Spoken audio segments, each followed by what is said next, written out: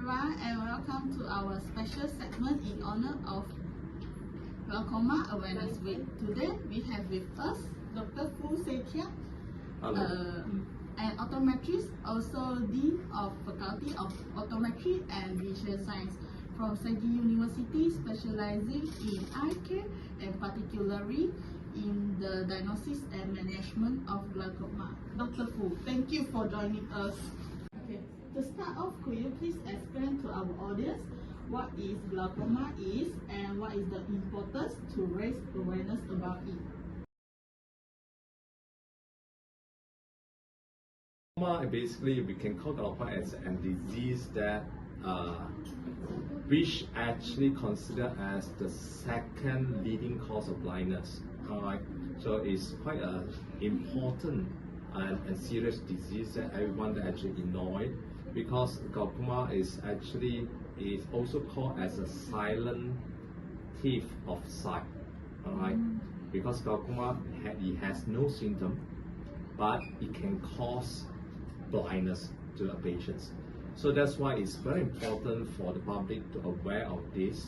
And in order to detect glaucoma, is basically they need to actually have early detection. They need to have routine checkup, because glaucoma has no symptom. Glaucoma is a disease that related to the nerve inside the eye. They actually always related to high pressure inside the eye, that actually causing damage to the nerve inside the eye, and it is slowly causing damage. Then it actually can slowly eventually cause blindness, and it has no symptom at all to the patients unless it is in the advanced stage. Alright, so early stage of glaucoma, it has no symptom and patients still can see well and there's no pain, nothing, they don't feel anything. But if one day that they found that they actually have if they are in this advanced stage, basically it definitely affects their visions, and they have very restricted, we call it the field of visions. Alright, so that is something that which is need to be detected as early as possible.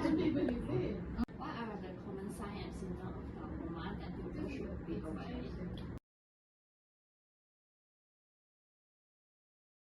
Glaucoma actually have many types, and if you're talking about very early stage, the common type of glaucoma is always has no symptom. Alright, and glaucoma usually happens to adult, and what happens that is a chronic disease that which happens slowly, and at the beginning stage, patient had no symptom at all. Vision is not affected, they have no pain, no feeling, but when they in their late stage, usually the patients will have restricted visual field, and they also eventually can become blind. Alright, so but they do have glaucoma that which is more like acute phase of glaucoma. There are people that actually have sudden pain and sudden vision loss, purely because of the pressure inside the eye is very high. These type of people that actually they're having acute phase of glaucoma, and we call it acute glaucoma attack.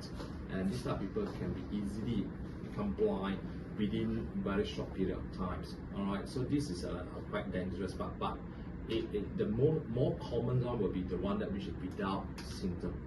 Alright, okay. How is glaucoma diagnosed, and what is the role of optometrists in this? I mentioned earlier, glaucoma actually had no symptom. So basically for the publics, they actually need to have a proper eye examinations. They need to actually go through we call it comprehensive eye examination, to make sure that the eye is not just checking the power of visions, but they also need to make sure that the internal health or external health of the eye must be examined as well by optometrists. So it means we will examine by qualified people, someone that wishes know how to examine ocular health of the eye. So it must be checked, and then they also need to check the eye pressure. They need to make sure that internal part of the eye that have been examined as well. So from those examinations, then only we can actually diagnose these patients having glaucoma or not. Alright, it's not just checking the power. Alright, okay.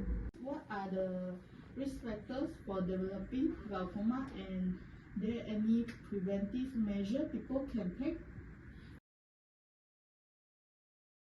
Glaucoma, definitely, as I mentioned earlier, they have no symptoms, so only you need to detected by routine eye examination or more complex eye examination. But what kind of people that actually should go for this type of examination? Usually it depends on whether you have the risk factor. The risk factor we're talking about is basically will be aging. Usually we will say that 40 and above will have higher risk to have glaucoma. That's why we always advise someone that which is elderly patients, or if your age is 40 and above, usually we will advise you to have the eye examination to make sure that your eye have been examined in details for every years, and also if you are high myope, you are short-sighted.